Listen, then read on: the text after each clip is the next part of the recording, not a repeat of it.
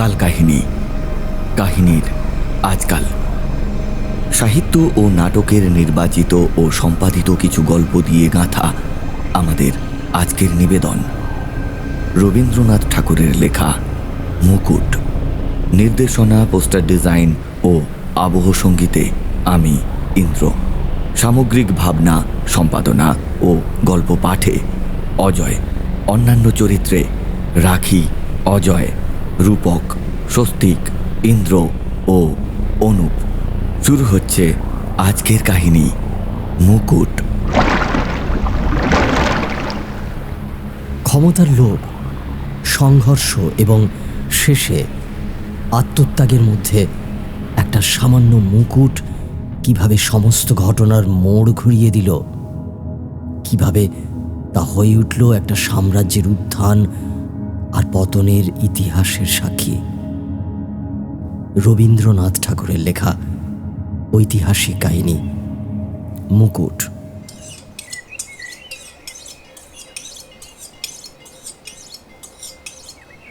ত্রিপুরার রাজা অমরমাণিক্যের ছোট ছেলে রাজধর সেনাপতি ঈশা খাঁকে বললেন, দেখো সেনাপতি, আমি বারবার বলছি, তুমি আমাকে অসম্মান করো না। পাঠান ঈশা খাঁ কয়েকটা তীরের ফলা নিয়ে সেগুলোর ধার পরীক্ষা করছিলেন। রাজধরের কথা শুনে তিনি কিছুই বললেন না, শুধু মুখ তুলে ভুরু কুঁচকে একবার তার মুখের দিকে তাকালেন। তারপরই আবার মুখ নামিয়ে তীরের ফলার দিকেই মনোযোগ দিলেন। রাজধর আবার বললেন, ভবিষ্যতে তুমি যদি আমার নাম ধরে ডাকো, তাহলে আমি তার যোগ্য জবাব দেব। বৃদ্ধ ঈশা খাঁ হঠাৎ মাথা তুলে গর্জে উঠলেন, বটে। রাজধর তার তলোয়ারের খাপের আগা মেঝের পাথরের উপর ঠক ঠক করে একবার ঠুকে বললেন, হ্যাঁ। ঈশা খাঁ বালক রাজধরের বুক ফুলিয়ে দাঁড়ানো ভঙ্গি আর তলোয়ারের দাপট দেখে আর সহ্য করতে পারলেন না। তিনি হা হা করে হেসে উঠলেন। রাজধরের পুরো মুখ, এমনকি চোখের সাদা অংশটাও পর্যন্ত লাল হয়ে উঠল। ঈশা খাঁ ব্যঙ্গ করে হেসে হাত জোড় করে বললেন, মহামহিম মহারাজাধিরাজকে কি বলে ডাকতে হবে? হুজুর, জনাব, জাহাপন, নাকি শাহেনশাহ? রাজধর নিজের স্বাভাবিক কর্কশ গলা আরও কর্কশ করে উত্তর দিলেন, আমি তোমার ছাত্র ঠিকই, কিন্তু আমি রাজকুমার। সেটা কি তোমার মনে নেই? ব্যাস, চুপ। আর বেশি কথা বলো না, আমার অন্য কাজ আছে। বলে আবার তীরের ফলার দিকেই মন দিলেন। এমন সময় ত্রিপুরার দ্বিতীয় রাজপুত্র ইন্দ্রকুমার তার চওড়া বিশাল বলিষ্ঠ দেহ নিয়ে ঘরে ঢুকলেন। মাথা হেলিয়ে তিনি হেসে বললেন, তা খাঁ সাহেব, আজকের ব্যাপারটা কি? ইন্দ্রকুমারের কণ্ঠ শুনে বৃদ্ধ ঈশা খাঁ তীরের ফলা রেখে সস্নেহে তাকে জড়িয়ে ধরলেন আর হাসতে হাসতে বললেন, শোনো তো বাবা, বড় তামাশার কথা। তোমার এই ছোট ভাইটিকে মহারাজ চক্রবর্তীকে জাহাপন জনাব না বলে ডাকলে নাকি উনি অপমানিত বোধ করেন। সত্যি নাকি? বলে ইন্দ্রকুমার হো হো করে হেসে উঠলেন। কিন্তু রাজধর প্রচণ্ড আক্রোশে ফেটে পড়লেন। চুপ করো দাদা। তা রাজধর, তোমাকে কি বলে ডাকতে হবে? জাহাপনা? দাদা, চুপ করো বলছি। জনাব? দাদা, তুমি নিতান্তই নির্বোধ। ইন্দ্রকুমার হেসে রাজধরের পিঠে হাত বুলিয়ে বললেন, ঠান্ডা হও ভাই, ঠান্ডা হও। তোমার বুদ্ধি তোমারই থাক, আমি তো তোমার বুদ্ধি কেড়ে নিচ্ছি না। ঈশা খাঁ কাজ করতে করতেই আর চোখে সামান্য তাকিয়ে একটু হেসে বললেন, ওর বুদ্ধি ইদানিং অতি বেড়ে উঠেছে। নাগাল পাওয়া যায় না। এ কথা শুনে রাজধর গজগজ করতে করতে চলে গেলেন। কিন্তু তার হাঁটার দাপটে খাপের মধ্যে তলোয়ারটা ঝনঝন করতে লাগলো। রাজকুমার রাজধরের বয়স 19 বছর। গায়ের রং শ্যামলা, বেঁটে এবং শরীরের গঠন বলিষ্ঠ। সে সময় অন্য রাজপুত্ররা যেমন বড় বড় চুল রাখতেন, এর তেমন ছিল না। তার সোজা মোটা চুল ছোট করে ছাঁটা, চোখ ছোট ছোট এবং দৃষ্টি তীক্ষ্ণ, দাঁতগুলো একটু বড়, গলার আওয়াজ ছেলেবেলা থেকেই কেমন যেন কর্কশ। রাজধরের বুদ্ধি নাকি খুব বেশি, এ কথা অন্য সবাই বলতো, আর সে নিজেও তাই বিশ্বাস করত। তাই এই বুদ্ধির জোরে সে নিজের 2 দাদাকেও খুব তুচ্ছ জ্ঞান করত। রাজধরের প্রচণ্ড দাপটে বাড়ি শুদ্ধ সবাই অস্থির। দরকার থাক বা না থাক, একটা তলোয়ার মাটিতে ঠুকে ঠুকে সে সারা বাড়ি জুড়ে কর্তৃত্ব দেখিয়ে বেড়াতো। অবস্থা এমন যে রাজবাড়ির চাকর বাকরেরা তাকে রাজা বলে, মহারাজ বলে হাত জোড় করে সেলাম করে, এমনকি প্রণাম করে তবেই রেহাই পেত। সকল জিনিসেই তার হাত, সব কিছু সে নিজেই দখলে রাখতে চাইত। এই ব্যাপারে তার সামান্য লজ্জাটুকুও পর্যন্ত ছিল না। একবার যুবরাজ চন্দ্রনারায়ণের একটা ঘোড়া সে নিয়ম মতো দখল করে নিয়েছিল। যুবরাজ সেটা দেখে একটু হাসলেন, কিন্তু কিছু বললেন না। আরেকবার কুমার ইন্দ্রকুমারের রূপোর পাত লাগানো একটা ধনুক একদম নির্বিকার মুখে কোনো সংকোচ ছাড়াই সে নিজের করে নিয়েছিল। ইন্দ্রকুমার রেগে গিয়ে বলেছিলেন, দেখো, যে জিনিস তুমি নিয়েছো সেটা আমি আর ফেরত চাই না, কিন্তু ফের যদি তুমি আমার জিনিসে হাত দাও তাহলে এমন করব যে ওই হাতে তুমি আর কোনো দিন কোনো কিছু তুলতে পারবে না। কিন্তু রাজধর দাদাদের কথা বিশেষ একটা পাত্তা দিত না। লোকজন তার আচরণ দেখে আড়ালে বলতো,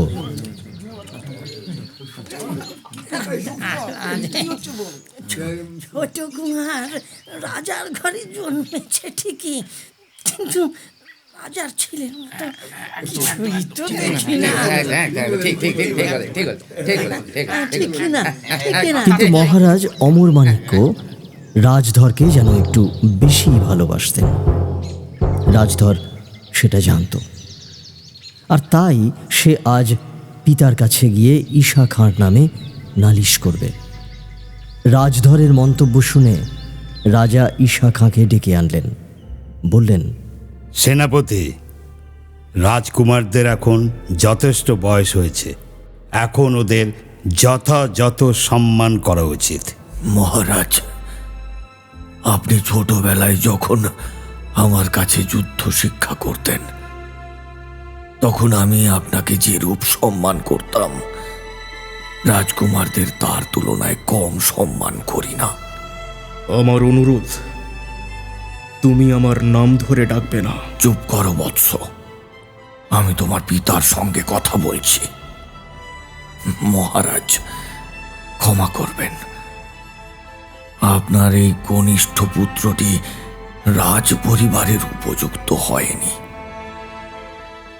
এর হাতে তলোয়ার শোভা পায় না। বড় হলে এ মুন্সির মতো কলম চালাতে পারবে, আর কোনো কাজে লাগবে না।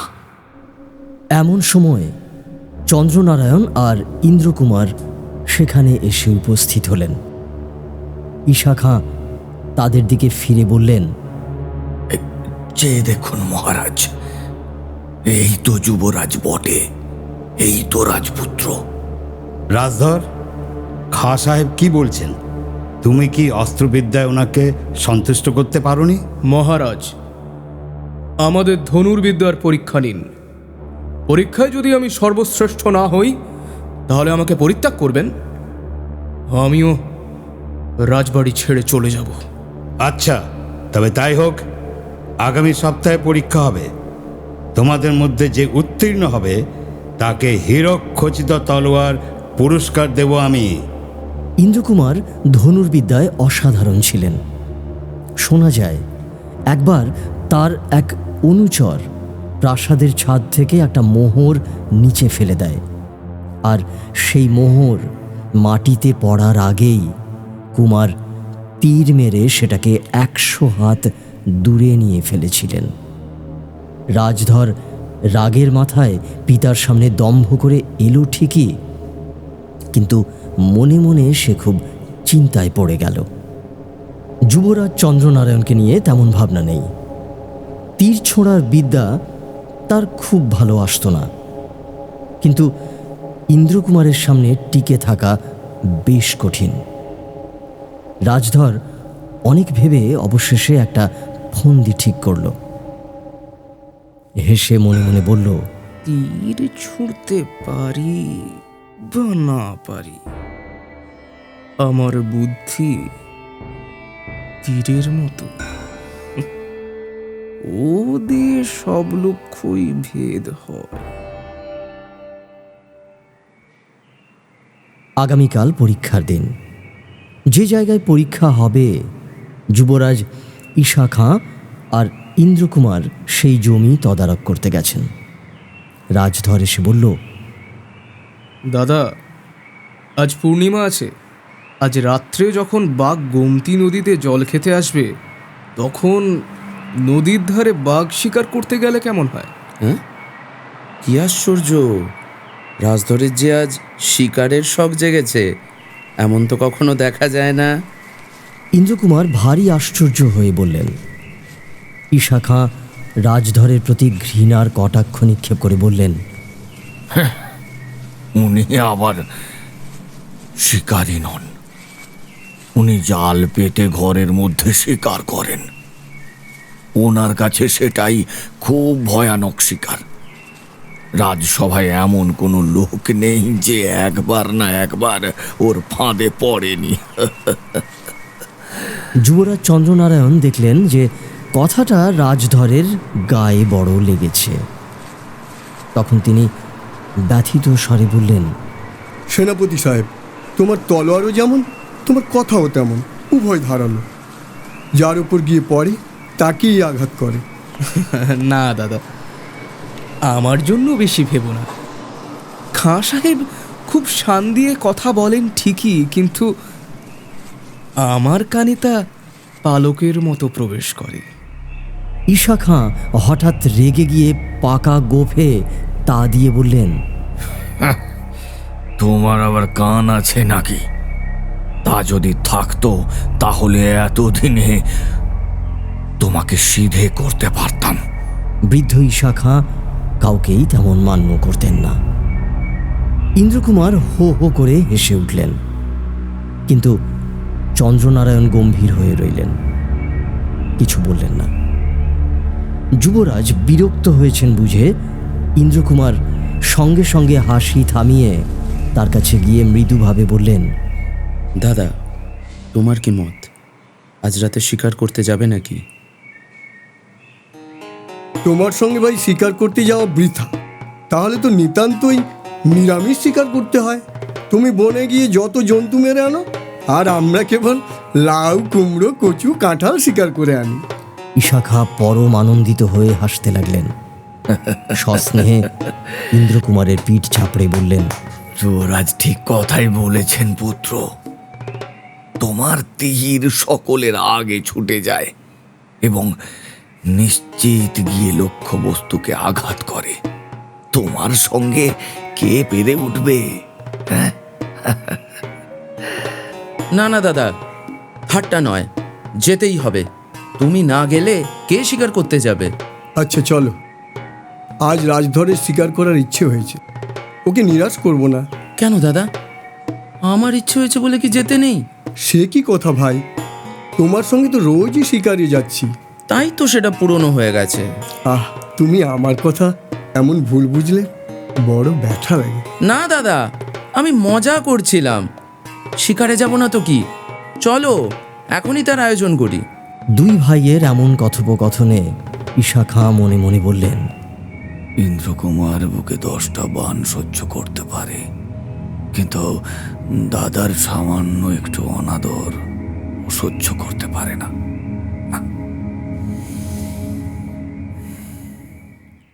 শিকারের সব বন্দোবস্ত স্থির হয়ে গেলে রাজধর আস্তে আস্তে ইন্দ্রকুমারের স্ত্রী কমলা দেবীর কক্ষে গিয়ে উপস্থিত হল। কমলা দেবী হেসে বললেন, এই কি ঠাকুরপো, একেবারে তীর ধনুক বর্মচর্ম নিয়ে এসেছো যে, আমাকে মারবে নাকি? ঠাকুরানী, আমরা আজ 3 ভাই শিকার করতে যাব, তাই এই বেশ। কমলা দেবী ভারী আশ্চর্য হয়ে গেলেন। 3 ভাই? তুমিও যাবে নাকি? আজ 3 ভাই একত্র হবে, এ তো ভালো লক্ষণ নয়। এ যে ত্রহস্পর্শ হলো।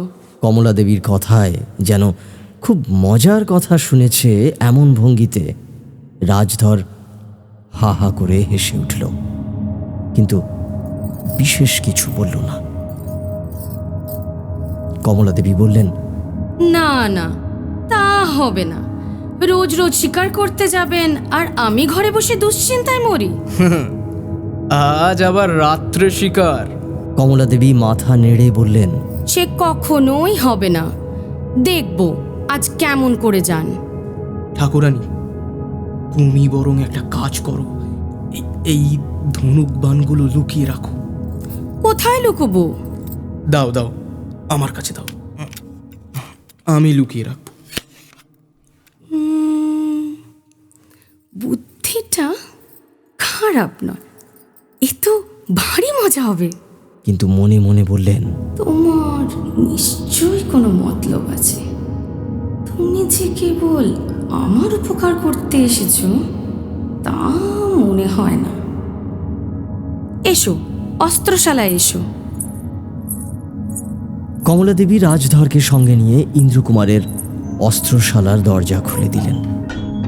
রাজধর যেই ভেতরে প্রবেশ করল, অমনি সঙ্গে সঙ্গে কমলা দেবী বাইরে থেকে দরজায় তালা লাগিয়ে দিলেন। রাজধর ঘরের ভেতর বন্ধ হয়ে রইল। কমলা দেবী বাইরে থেকে মৃদু হেসে বললেন, ঠাকুরপো, আমি তাহলে আজ আসি।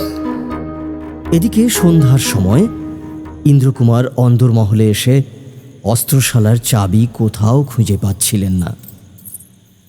কমলা দেবী হাসতে হাসতে বললেন, হ্যাঁ গা, আমাকে খুঁজছো বুঝি? আমি তো হারাইনি। শিকারের সময় দেরি হয়ে যাচ্ছে দেখে ইন্দ্রকুমার আরও বেশি ব্যস্ত হয়ে খুঁজতে লাগলেন। কমলা দেবী তাকে বাধা দিয়ে আবার তার মুখের সামনে গিয়ে দাঁড়ালেন এবং হাসতে হাসতে বললেন, হ্যাঁ গা, দেখতে পাও না নাকি? চোখের সামনে তবুও ঘরময় ঘুরে বেড়াচ্ছ। ইন্দ্রকুমার অল্প কাতর স্বরে বললেন, দেবী, এখন বাধা দিও না, আমার খুব দরকারি একটা জিনিস হারিয়েছে। আমি জানি তোমার কি হারিয়েছে। আমার একটা কথা যদি রাখো তবে খুঁজে দিতে পারি। আচ্ছা, রাখবো। তবে শোনো, আজ তুমি কিন্তু শিকার করতে যেতে পারবে না। এই নাও তোমার চাবি। সে হয় না, এ কথা আমি রাখতে পারবো না। চন্দ্রবংশে জন্মিয়ে এই বুঝি তোমার আচরণ? একটা সামান্য প্রতিজ্ঞাও রাখতে পারো না? আচ্ছা, তোমার কথাই রইল, আজ আমি শিকারে যাব না। তোমাদের আর কি কিছু হারিয়েছে? মনে করে দেখো তো দেখি। হারিয়েছে? কই, মনে পড়ছে না তো। তোমাদের 7 রাজার ধন মানিক, তোমাদের সোনার চাঁদ। ইন্দ্রকুমার মৃদু হেসে ঘাড় নাড়লেন। কমলা দেবী বললেন, তবে এসো, দেখো এসে। এই বলে অস্ত্রশালার দরজায় গিয়ে দরজা খুলে দিলেন। কুমার দেখলেন রাজধর ঘরের মেঝেতে চুপ করে বসে আছে। এহেন দৃশ্য দেখে তিনি হো হো করে হেসে উঠলেন। এ কি রাজধর, তুমি অস্ত্রশালায় যে বড়? উনি আমাদের ব্রহ্মাস্ত্র। হ্যাঁ তা বটে, উনি তো সকল অস্ত্রের চেয়ে তীক্ষ্ণ। রাজধর মনে মনে বলল। তোমাদের বাক্যবনের জন্য। তারপর সে ঘর থেকে বেরিয়ে বাঁচল। তখন কমলা দেবী গম্ভীর হয়ে বললেন, না কুমার, তুমি শিকারে যাও, আমি আমার শর্ত ফিরিয়ে নিলাম। স্বীকার করব, আচ্ছা। বলে ধনুকে তীর যোজন করে খুব ধীরে কমলা দেবীর দিকে নিক্ষেপ করলেন। তীরটা তার পায়ের কাছে গিয়ে পড়ল। কুমার বললেন, রানী, আমার লক্ষ্য ভ্রষ্ট হলো। না, পরিহাস নয়, তুমি শিকারে যাও। ইন্দ্রকুমার কিছু বললেন না।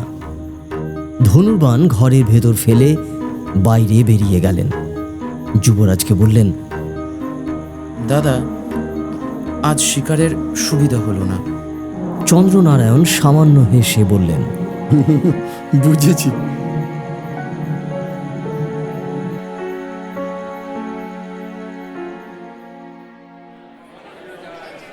আজ পরীক্ষার দিন। রাজবাড়ির বাইরের মাঠে অসংখ্য লোক জড়ো হয়েছে।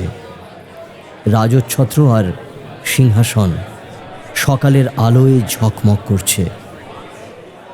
জায়গাটা পাহাড়ে উঁচু নিচু, লোকের ভিড়ে সব ঢেকে গেছে। চারদিকে যেন মানুষের মাথার ঢেউ উঠছে। কিছু ছেলে গাছের উপর উঠে বসেছে। দূরে আরেকটা ছেলে গাছের ডাল থেকে আস্তে আস্তে হাত বাড়িয়ে একজন মোটা লোকের মাথা থেকে পাগড়ি তুলে আর একজনের মাথায় পরিয়ে দিয়েছে। যার পাগড়ি, সে লোকটা রেগে গিয়ে ছেলেটাকে ধরবার ব্যর্থ চেষ্টা করছে। অবশেষে নিরাশ হয়ে সজোরে গাছের ডাল নাড়া দিচ্ছে, আর ছেলেটা মুখ বাঁকিয়ে ডালের উপর বানরের মতো নাচছে। মোটা লোকটার দুর্দশা আর রাগ দেখে সেদিকে একটা হো হো হাসির রব পড়ে গেছে। একজন মাথায় করে এক হাঁড়ি দই নিয়ে বাড়ি যাচ্ছিল। পথে এত লোক দেখে সেও দাঁড়িয়ে গেছে। হঠাৎ দেখে তার মাথার হাঁড়ি নেই।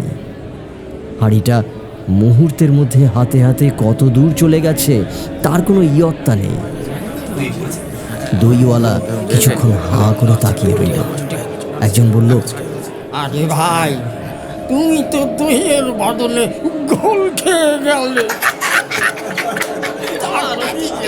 দইওয়ালা এতে কিঞ্চিত সান্ত্বনা পেল। হারু নাপিতের ওপর গাঁয়ের সবাই চটেছিল। তাকে ভিড়ের মধ্যে দেখে লোকজন তার নামে ছড়া কাটতে লাগলো। সে যত চটতে লাগলো, খ্যাপাবার দল তত বাড়তে লাগলো।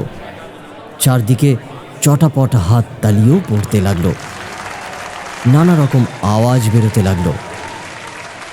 সেই ব্যক্তি চোখ মুখ লাল করে রেগে গলদঘর্ম হয়ে চাদর মাটিতে ফেলে এক পাটি চটি জুতো ভিড়ের মধ্যে হারিয়ে সবাইকে অভিশাপ দিতে দিতে বাড়ি ফিরে গেল।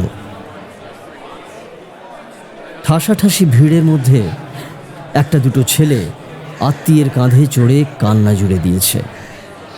এমন কত জায়গায় কত কলরব উঠেছে তার ঠিকানা নেই। এমন সময় হঠাৎ নহবত বেজে উঠল। সমস্ত কোলাহল ভাসিয়ে দিয়ে জয় জয় শব্দে আকাশ ভরে গেল। কুলের যত শিশু ছিল ভয়ে সমস্বরে তারা কেঁদে উঠল। গায়ে গায়ে পাড়ায় পাড়ায় কুকুরগুলো মাথা তুলে ঘেউ ঘেউ করে ডাকতে লাগলো। পাখি যেখানে যত ছিল ভয়ে গাছের ডাল ছেড়ে আকাশে উড়ে গেল। শুধু একটা বুদ্ধিমান কাক সুদূরে গাম্ভারি গাছের ডালে বসে ডায়ে বাঁয়ে ঘাড় হেলিয়ে খুব মন দিয়ে অনেক বিবেচনা করতে লাগলো এবং একটা সিদ্ধান্তে উপনীত হওয়া মাত্রই নিশ্চিন্ত মনে কা কা করে ডাকতে শুরু করল। এদিকে রাজা এসে সিংহাসনে বসেছেন। পাত্রমিত্র সভাসদরাও একে একে বসে রয়েছেন। রাজকুমাররা ধনুর্বাণ হাতে অপেক্ষারত। নিশান নিয়ে নিশানধারী এসেছে, ভাট এসেছে, সৈন্যরা পেছনে সার বেঁধে দাঁড়িয়ে আছে। বাজনদাররা মাথা নেড়ে নাচতে নাচতে ভীষণ উৎসাহে সজোরে ঢোল পেটাচ্ছে। চারদিকে একটা ধুমধাম পড়ে গেছে। পরীক্ষার সময় যখন এলো, ঈশা খাঁ রাজকুমারদের প্রস্তুত হতে বললেন। ইন্দ্রকুমার যুবরাজকে বললেন, দাদা, আজ তোমাকে জিততেই হবে, তা না হলে চলবে না।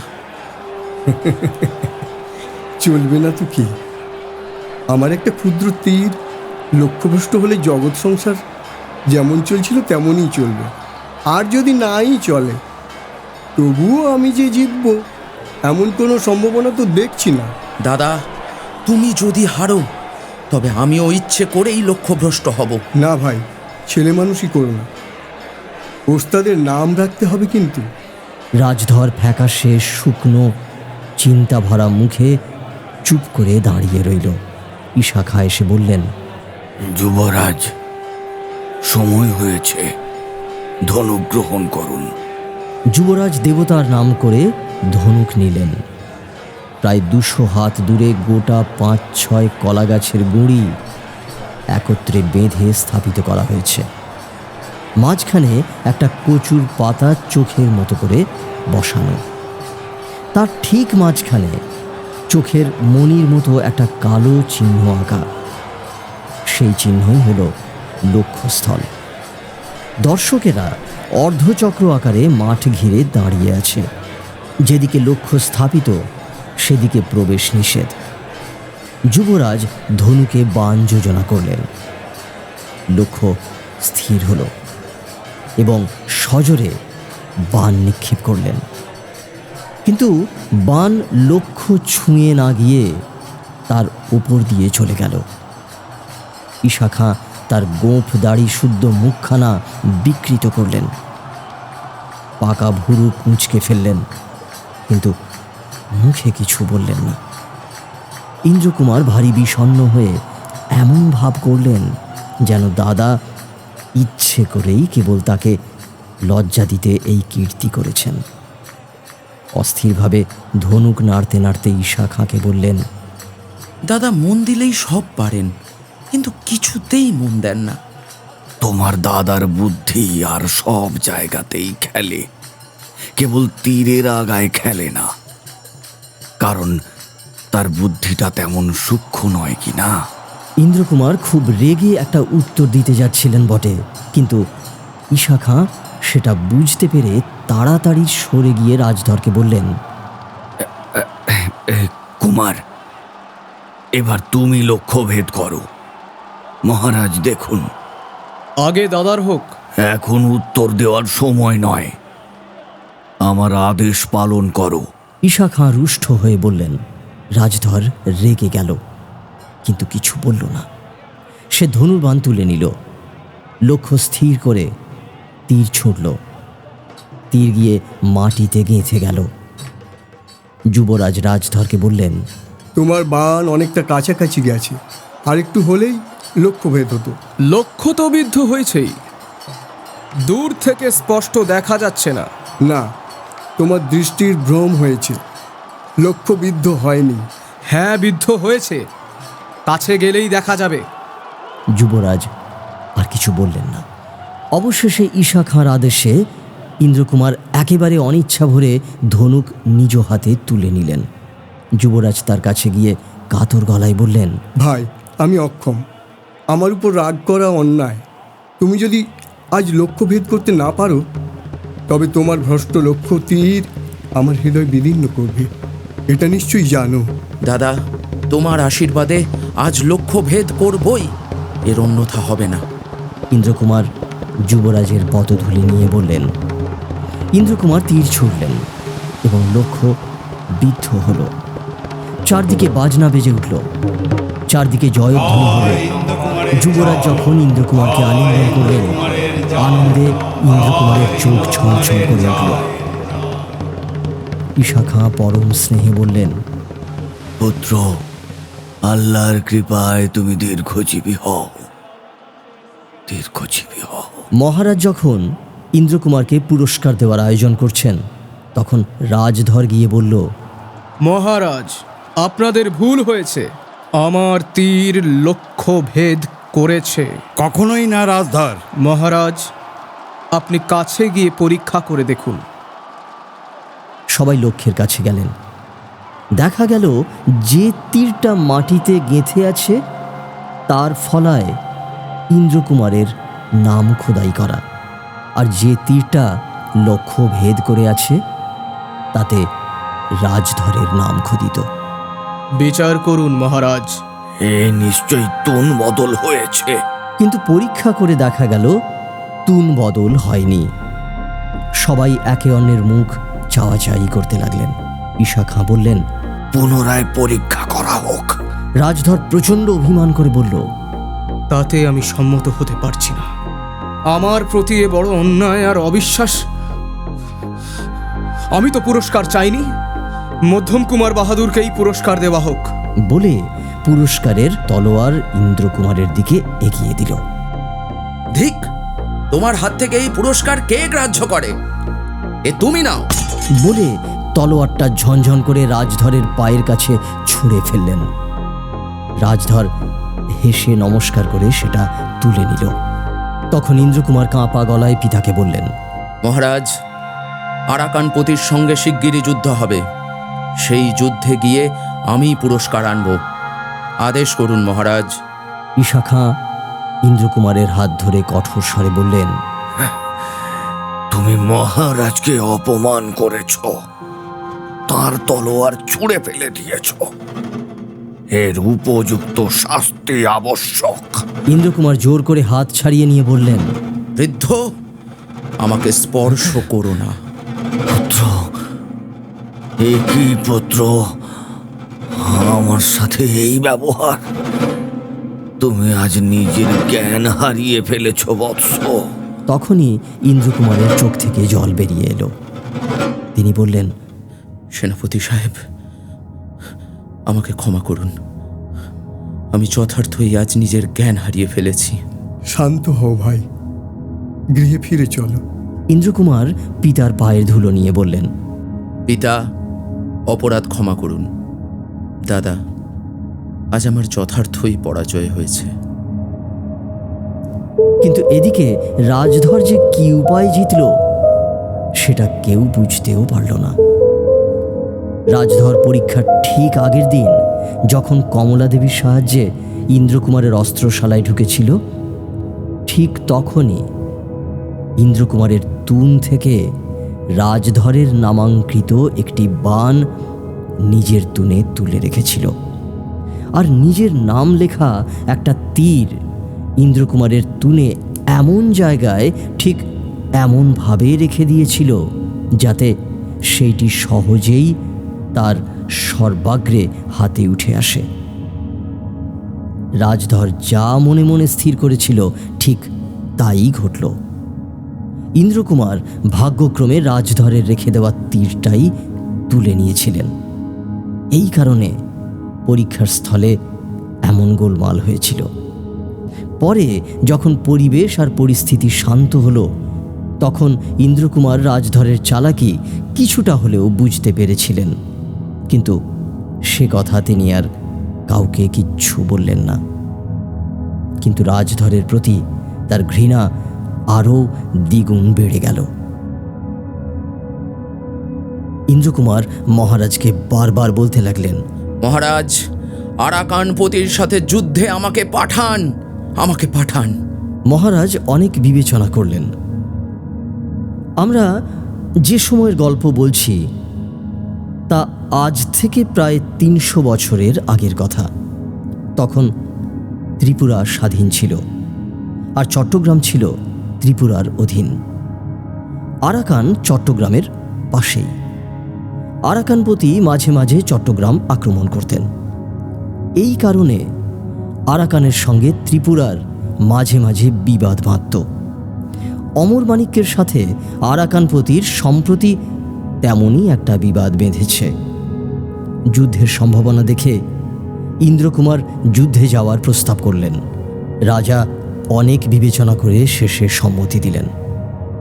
3 ভাই 5,000 করে 15,000 সৈন্য নিয়ে চট্টগ্রাম অভিমুখে রওনা হলেন। ঈশা খাঁ হলেন সম্পূর্ণ বাহিনীর সৈন্যাধ্যক্ষ। কর্ণফুলী নদীর ধারে শিবির স্থাপন করা হলো। আরাকানের সৈন্য কিছু নদীর ওপারে আর কিছু নদীর এপারে। আরাকানপতি অল্প সংখ্যক সৈন্য নিয়ে নদীর ওপারে আছেন, আর তার 22,000 সৈন্য যুদ্ধের জন্য প্রস্তুত হয়ে আক্রমণের প্রতীক্ষায় নদীর পশ্চিম পারে অপেক্ষারত আছে। যুদ্ধক্ষেত্র অতিময় পর্বত সংকুল। মুখোমুখি 2 পাহাড়ের উপর 2 পক্ষের সৈন্যবাহিনী তৈরি হয়ে আছে। 2 পক্ষ যদি যুদ্ধ করতে অগ্রসর হয় তবে মাঝের উপত্যকায় 2 পক্ষের সংঘর্ষ অনিবার্য হয়ে উঠবে। পর্বতের চারদিকে হরিতকি, আমলকি, শাল আর গাম্ভারির বন। মাঝে মাঝে গ্রামবাসীদের শূন্য গৃহ পড়ে আছে, তারা ঘর ছেড়ে পালিয়েছে। মাঝে মাঝে কিছু শস্যক্ষেত্রও আছে। পাহাড়িরা সেখানে ধান, কাপাস, তরমুজ, আলু প্রভৃতি একত্রে রোপণ করে গেছে। আবার কোথাও কোথাও জুম চাষিরা একটা একটা পাহাড় পুড়িয়ে কালো করে রেখে দিয়েছে। বর্ষার পর সেখানে ফসল বোনা হবে। দক্ষিণে কর্ণফুলী, বামে দুর্গম পর্বত। এখানে প্রায় 1 সপ্তাহ ধরে 2 পক্ষই পরস্পরের আক্রমণের অপেক্ষায় স্থির হয়ে আছে।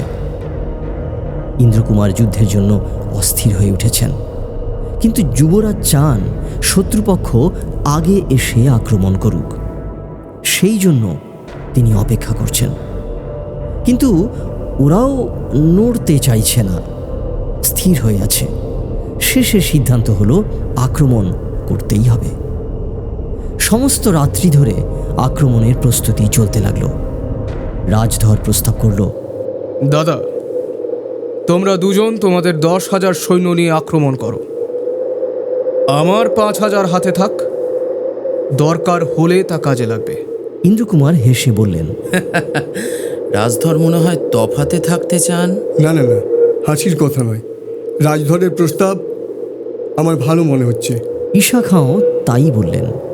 রাজধরের প্রস্তাব গ্রহণ করা হলো।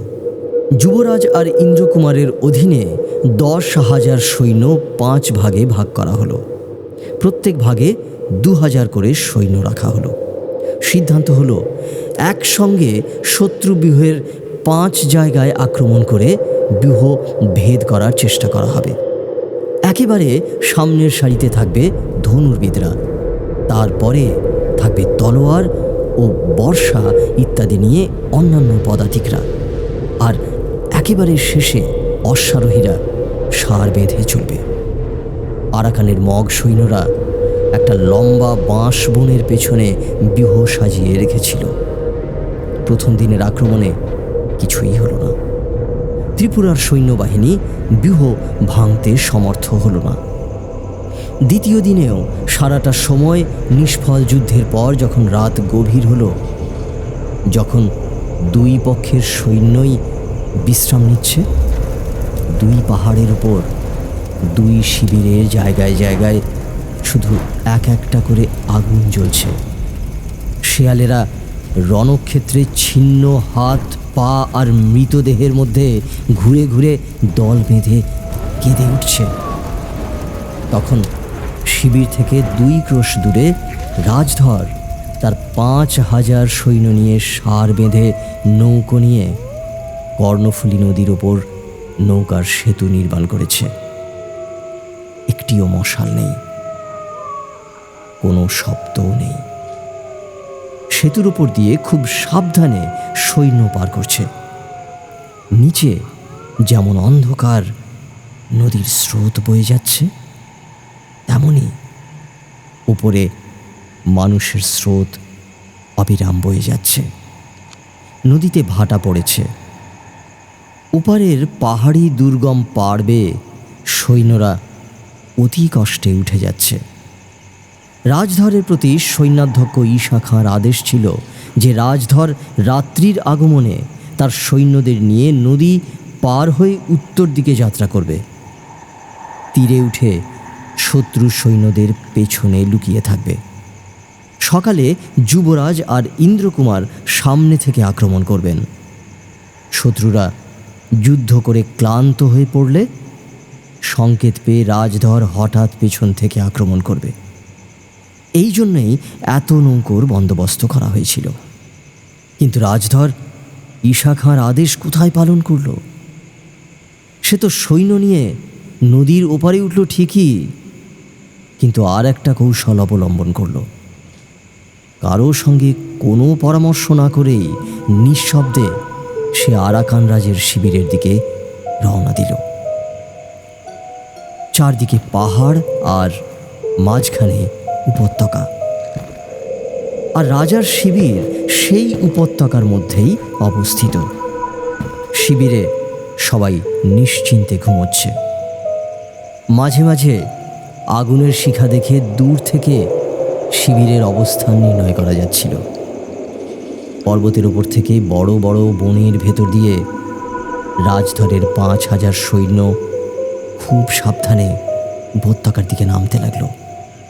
বর্ষাকালে যেমন পর্বতের সর্বাঙ্গ দিয়ে গাছের শিকড় ধুয়ে ঘোলা জলধারা নেমে আসে, তেমনি 5,000 মানুষ, 5,000 তলোয়ার অন্ধকারের ভেতর দিয়ে গাছের নিচ দিয়ে হাজার পথে এঁকে বেঁকে যেন নিচের দিকে গড়িয়ে পড়তে লাগলো। কিন্তু সমস্তটাই ঘটল অত্যন্ত নিঃশব্দে। হঠাৎ 5,000 সৈন্যের ভয়ঙ্কর চিৎকার উঠল। ছোটোখাটো শিবির যেন ফেটে পড়ল, আর তার ভেতর থেকে মানুষগুলো কিলবিল করে বাইরে বেরিয়ে পড়ল। কেউ ভাবল দুঃস্বপ্ন, আবার কেউ ভাবল ভূতের উৎপাত। কেউ কিছু বুঝে উঠবার আগেই আরাকান রাজ বিনা রক্তপাতে বন্দী হলেন। রাজা বললেন, আমাকে বন্দি করলে বা মেরে ফেললে যুদ্ধের অবসান হবে না। আমি বন্দি হলেই সৈন্যরা আমার ভাই হামচুপামুকে রাজা করবে। যুদ্ধ যেমন চলছিল তেমনই চলবে। তার চেয়ে এই ভালো যে আমি বরং পরাজয় স্বীকার করে সন্ধিপত্র লিখে দিই। তোমরা আমার বাঁধন খুলে দাও, সেটাই তোমাদের জন্য বুদ্ধিমানের কাজ হবে রাজকুমার। রাজধর তাতেই সম্মত হল। আরাকান রাজ পরাজয় স্বীকার করে সন্ধিপত্র লিখে দিলেন। একটা হাতির দাঁতের তৈরি মুকুট, 500 মণিপুরী ঘোড়া আর 3টে বড় হাতি উপহার দিলেন। এই সব বন্দোবস্ত করতে করতে রাত্রি ভোর হয়ে গেল। সারা রাত ধরে সব কিছুই যেন ভৌতিক কাণ্ডকারখানা বলে মনে হচ্ছিল। কিন্তু দিনের বেলা আরাকানেরা নিজেদের অপমান স্পষ্টতই অনুভব করতে পারল। চারদিকে বড় বড় পাহাড় সূর্যের আলোয় যেন হাজার চোখ হয়ে তাদের দিকে তাকিয়ে নিঃশব্দে দাঁড়িয়ে রইল।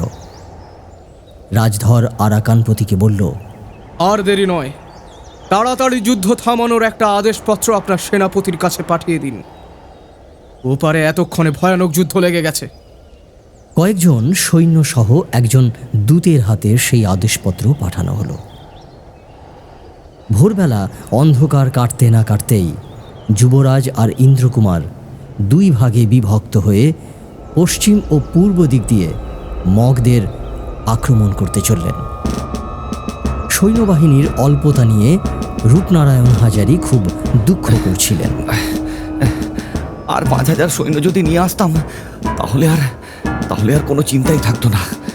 তার কথা শুনে ইন্দ্রকুমার বললেন, ত্রিপুরারির অনুগ্রহ যদি হয় তো এই কয়জন সৈন্য নিয়েই আমরা জিতব। আর যদি না হয় তো বিপদ আমাদের উপর দিয়েই যাক। ত্রিপুরাবাসী যত কম মরবে ততই ভালো, কিন্তু হরের কৃপায় আজ আমরা জিতবই আজ আমরা। হর হর মহাদেব।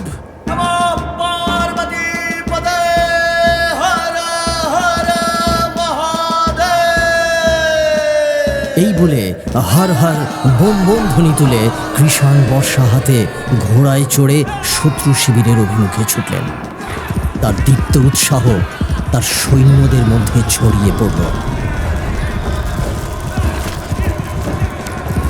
গ্রীষ্মকালে দক্ষিণা বাতাসে খড়ের চালের ওপর দিয়ে আগুন যেমন ছুটে যায়, তার সৈন্যরাও তেমনই ছুটতে লাগল। কেউই তাদের গতিরোধ করতে পারল না। শত্রুর দক্ষিণ দিকের ব্যূহ ছিন্ন ভিন্ন হয়ে গেল। হাতাহাতি যুদ্ধ বেঁধে গেল। মানুষের মাথা আর দেহ কাটা শস্যের মতো শস্য ক্ষেত্রের উপর গিয়ে পড়তে লাগলো। ইন্দ্রকুমারের ঘোড়া কাটা পড়ল। তিনি মাটিতে পড়ে গেলেন। চারদিকে রব উঠল, তিনি মারা গেছেন। কিন্তু কুঠারাঘাতে এক মগ অশ্বারোহীকে ঘোড়া থেকে ফেলে দিয়ে ইন্দ্রকুমার তৎক্ষণাৎ তার ঘোড়ার উপর চড়ে বসলেন। রেকাবের উপর দাঁড়িয়ে রক্তাক্ত তলোয়ার সূর্যের আলোয় আকাশের দিকে তুলে বজ্রকণ্ঠে চিৎকার করে উঠলেন তিনি। যুদ্ধের আগুন দ্বিগুণ হয়ে উঠল। এইসব দেখে মগদের বাম দিকের ব্যূহের সৈন্যরা আক্রমণে প্রতীক্ষা না করেই হঠাৎ বাইরে বেরিয়ে এসে যুবরাজের সৈন্যদের উপর ঝাঁপিয়ে পড়ল। যুবরাজের সৈন্যরা এমন অকস্মাৎ আক্রমণ প্রত্যাশা করেনি। তারা মুহূর্তের মধ্যে বিশৃঙ্খল হয়ে পড়ল। তাদের নিজেদের ঘোড়া নিজেদেরই পদাতিকের ওপর দিয়ে পড়ল। কোন দিকে যাবে ঠিক ঠাহর করে উঠতে পারল না। কিন্তু যুবরাজ আর ঈশা খাঁ অসম সাহস আর শক্তি নিয়ে বিপক্ষ সৈন্যদের সামলাতে প্রাণপণ চেষ্টা করলেন, কিন্তু কিছুতেই সফল হলেন না। একটু দূরেই রাজধরের সৈন্য লুকিয়ে আছে ভেবে সংকেত স্বরূপ বারবার তুরি নিনাদ করতে লাগলেন, কিন্তু রাজধরের সৈন্যের কোনো চিহ্ন দেখা গেল না। ঈশা খাঁ বললেন, ওকে টাকা বৃথা, সে শেয়াল দিনের বেলায় গর্তের বাইরে বের হবে না। ঈশা খাঁ ঘোড়া থেকে লাফ দিয়ে নামলেন। পশ্চিম দিকে মুখ করে তাড়াতাড়ি নামাজ পড়ে নিলেন। মরার জন্য প্রস্তুত ঈশা খাঁ মরিয়া হয়ে লড়তে লাগলেন। চারদিকে মৃত্যু যতই ঘিরে ধরল, দুর্দান্ত যৌবন যেন ততই তার শরীরে ফিরে আসতে লাগলো। একসময় ইন্দ্রকুমার শত্রুর এক অংশ সম্পূর্ণ জয় করে ফিরে এলেন। এসে দেখলেন যুবরাজের একদল অশ্বারোহী সৈন্য ছিন্ন ভিন্ন হয়ে পালাচ্ছে। তিনি তাদের ফিরিয়ে আনলেন। বিদ্যুৎ গতিতে যুবরাজকে সাহায্য করতে ছুটে এলেন, কিন্তু সেই বিশৃঙ্খলার মধ্যে কিছুই কুল কিনারা পেলেন না। ঘূর্ণিঝড়ে মরুভূমির বালুরাশি যেমন ঘুরতে থাকে, উপত্যকার মাঝখানে যুদ্ধ তেমনি পাক খেতে লাগলো। রাজধরের সাহায্য প্রার্থনা করে বারবার তুরির ধ্বনি উঠল, কিন্তু তার কোনো জবাব পাওয়া গেল না।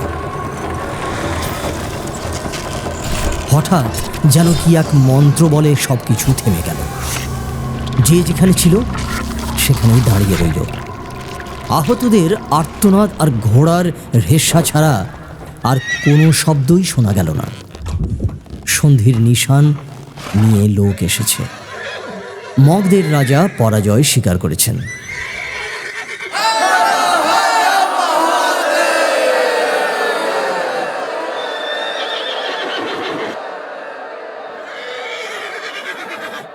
হর হর বোম বোম শব্দে আকাশ ফেটে পড়ল। মগ সৈন্যরা বিস্ময়ে একে অন্যের দিকে চেয়ে দেখতে লাগলো। রাজধর যখন জয়ের উপহার নিয়ে এলো, তখন তার মুখে এমন হাসি যে তার ছোট চোখ দুটো বিন্দুর মতো হয়ে পিটপিট করতে লাগলো। হাতির দাঁতের মুকুট বের করে ইন্দ্রকুমারকে দেখিয়ে বলল, এই দেখো, যুদ্ধের পরীক্ষায় উত্তীর্ণ হয়ে এই পুরস্কার পেয়েছি। কিন্তু ইন্দ্রকুমার ক্রুদ্ধ হয়ে বললেন, যুদ্ধ? যুদ্ধ তুমি কোথায় করলে? এ পুরস্কার তোমার নয়, এ মুকুট যুবরাজ পরবেন। আমি জয় করে এনেছি, এ মুকুট আমি পরব। রাজধর ঠিক কথাই বলেছে, এ মুকুট ওরই প্রাপ্য। ঈশা খাঁ রেগে গিয়ে রাজধরকে বললেন, তুমি মুকুট পরে দেশে যাবে?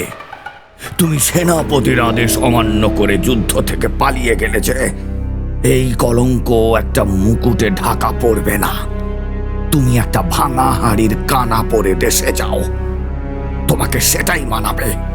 খাঁ সাহেব, এখন তো তোমার মুখে বড় বড় বল ফুটছে, কিন্তু আমি না থাকলে তোমরা এতক্ষণে থাকতে কোথায়? যেখানেই থাকি, যুদ্ধ ছেড়ে গর্তের মধ্যে লুকিয়ে থাকতাম না।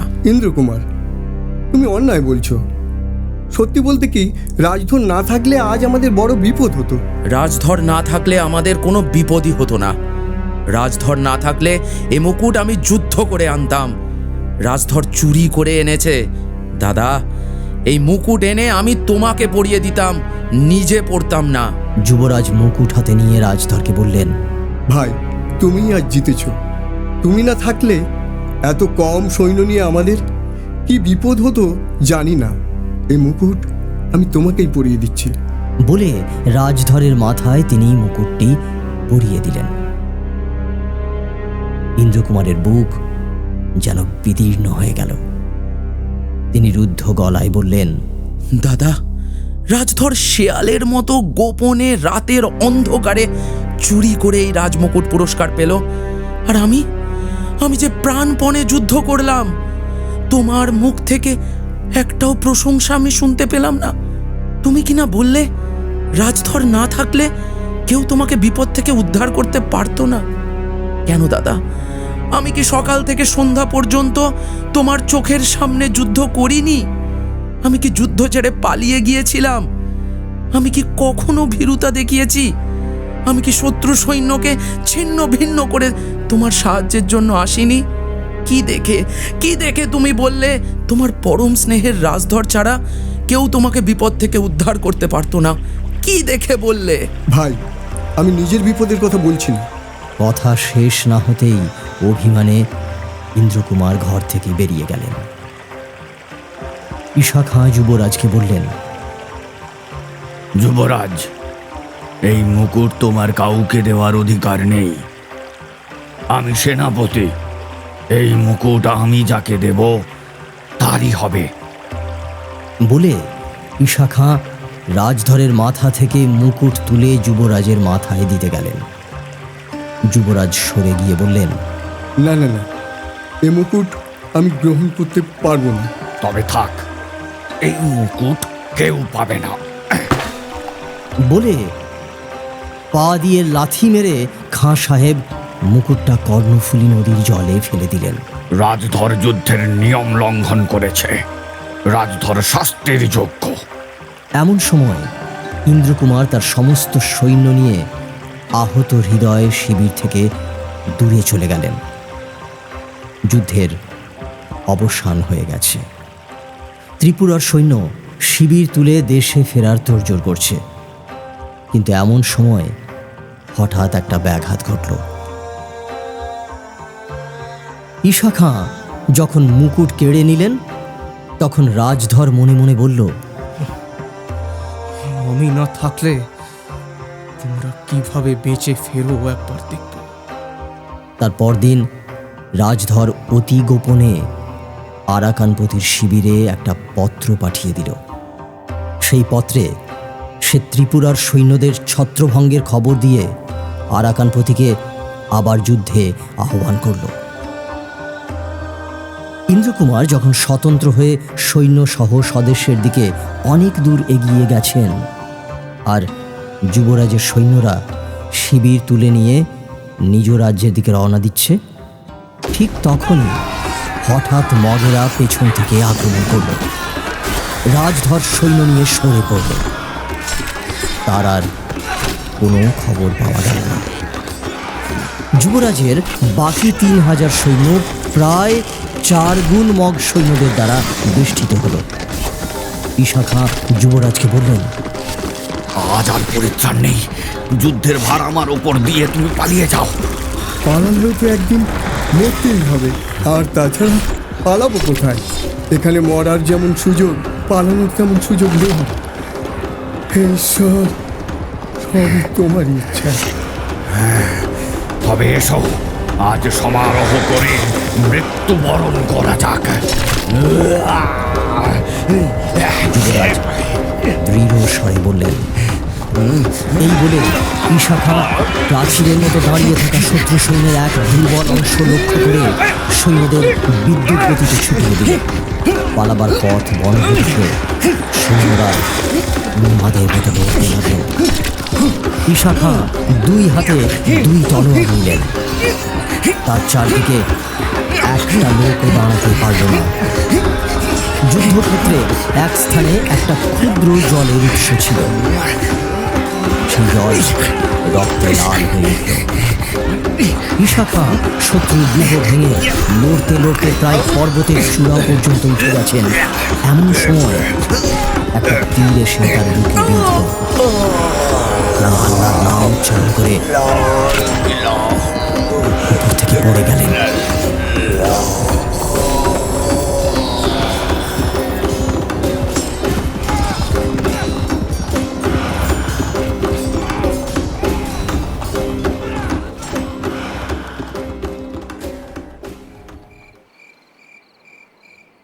আজ রাতে চাঁদ উঠেছে।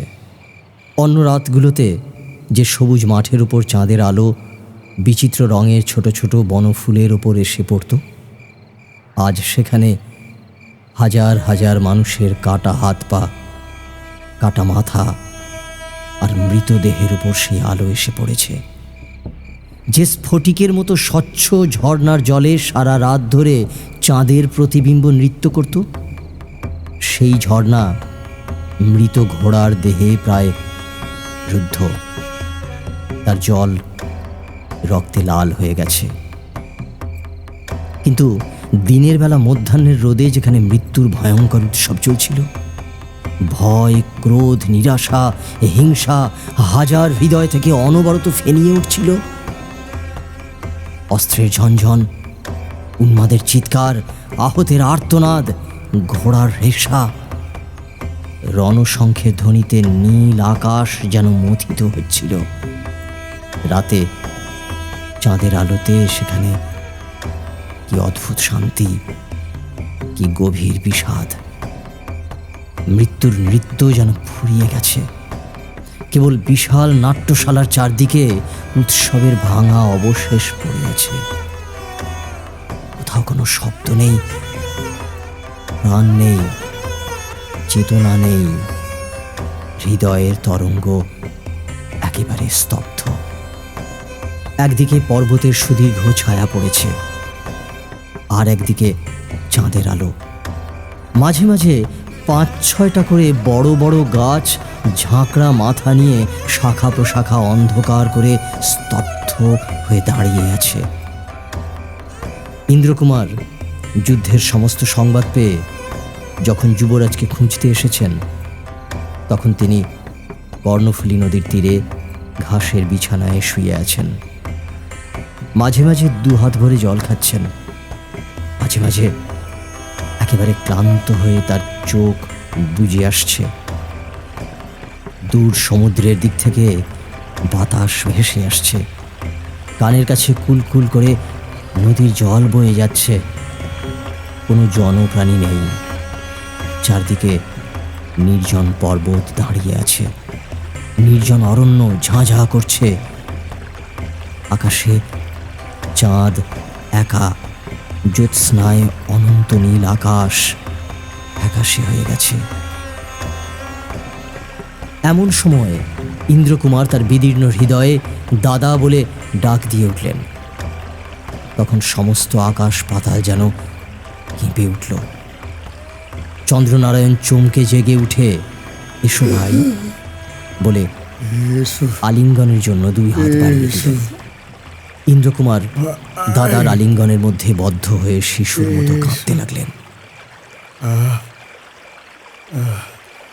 বাঁচলাম ভাই। তুমি তুমি আসবে জেনেই এতক্ষণ কোনো মতে আমার প্রাণ বেরোচ্ছিল না। ইন্দ্রকুমার, তুমি তুমি আমার ওপর অভিমান করেছিলে। তোমার সেই অভিমান নিয়ে আমি মরতে পারি। আজ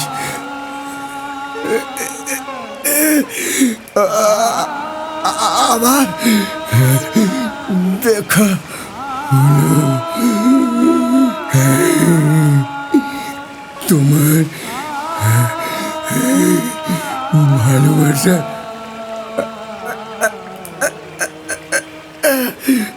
আবার ফিরে এলাম।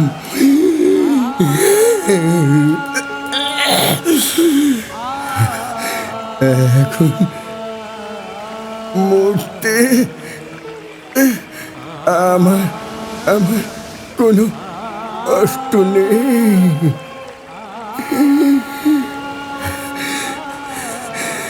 বলে দুই হাতে বুকের ভেতর থেকে তীরগুলো উপড়ে ফেললেন। রক্ত ছিটকে পড়ল। তার শরীর ক্রমশ ঠান্ডা হয়ে আসতে লাগলো। তিনি আরো মৃদু স্বরে বললেন, মরলাম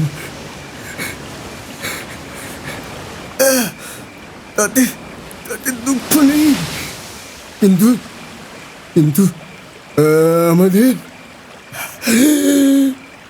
পরাজয় হলো।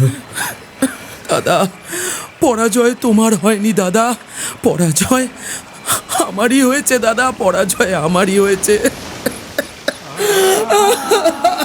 চন্দ্রনারায়ণ ঈশ্বরকে স্মরণ করে হাত জোড় করে বললেন, দয়াময়, ভবের খেলা শেষ করে এলাম তোমার কোলে।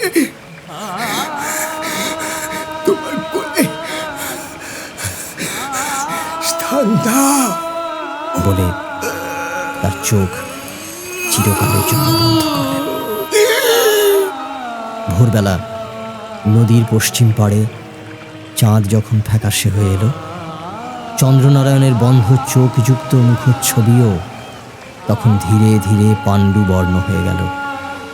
চাঁদের সঙ্গে সঙ্গে তার জীবনও চিরকালের জন্য নিভে গেল। এদিকে বিজয়ী মগ সৈন্যরা ত্রিপুরার কাছ থেকে পুরো চট্টগ্রাম কেড়ে নিল। ত্রিপুরার রাজধানী উদয়পুর পর্যন্ত লুণ্ঠন করল তারা। অমরমাণিক্য দেওঘাটে পালিয়ে গিয়ে অপমানে আত্মহত্যা করে মরলেন। ইন্দ্রকুমার মগদের সঙ্গে যুদ্ধ করেই মারা গেলেন। জীবন আর কলঙ্ক নিয়ে দেশে ফেরার ইচ্ছা তার ছিল না। রাজধর রাজা হয়ে মাত্র 3 বছর রাজত্ব করেছিল এবং শেষে সে গোমতীর জলে ডুবে আত্মহত্যা করে। ইন্দ্রকুমার যখন যুদ্ধে গিয়েছিলেন তখন তার স্ত্রী গর্ভবতী ছিলেন। তারই পুত্র কল্যাণমাণিক্য রাজধরের মৃত্যুর পরে রাজা হন।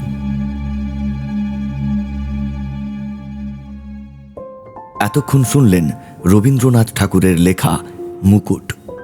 নির্বাচিত কিছু জনপ্রিয় গল্প শুনতে আমাদের চ্যানেলটি সাবস্ক্রাইব করে রাখুন আর পাশে থাকা বেল আইকনটি ক্লিক করে অল নোটিফিকেশন অন করে দিন, যাতে দ্রুত আপনাদের কাছে আমরা পৌঁছে যেতে পারি আমাদের নতুন গল্প নিয়ে। তাহলে দেখা হচ্ছে আবার কানে কানে আগামী মাসের 3য় শনিবার ঠিক দুপুর 2টায়। আপনিও চাইলে অনধিক 5000 শব্দের মধ্যে নিজের লেখা গল্প পাঠাতে পারেন আমাদের এই ঠিকানায় kalkahini@gmail.com-এ। আপনার পাঠানো গল্প নির্বাচিত হলে আমরা তা ধ্বনি রূপে প্রকাশ করব আমাদের এই চ্যানেলে।